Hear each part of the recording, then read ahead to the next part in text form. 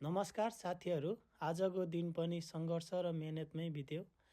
बिहानदेखि कामको व्यस्तता यति धेरै थियो कि समय कसरी बित्यो थाहा नै भएन। आज गर्मी पनि असाध्यै धेरै थियो, त्यसैले शरीर अलि थाकेको महसुस भइरहेको थियो। दिनभरको काम सकेर कोठामा फर्किएँ।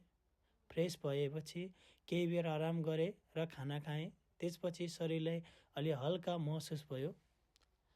बेलुकाको मौसम बिस्तारै चिसो हुँदै गयो। दिनभरिको थकान बिर्सन र ताजा हावा खान कम्पनी वरिपरि हिँड्न निस्किएँ। चिसो हावाले मनलाई बेग्लै आनन्द दिइरहेको थियो।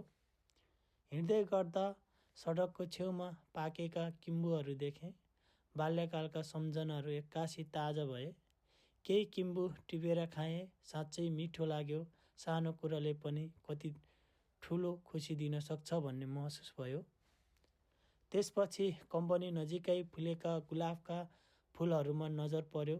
ती रङ्गीन फुलहरू हेर्दा प्रकृतिको सुन्दरता झन् नजिकबाट महसुस गर्न पाएँ। व्यस्त जीवनमा यस्ता साना क्षणहरूले मनलाई शान्त र खुसी बनाइदिन्छ। यस्तै थियो आजको मेरो दिन।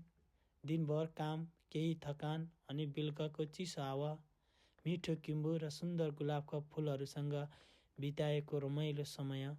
यदि भिडियो मन पर्यो भने लाइक, सेयर, फलो गर्न नबिर्सिनुहोला।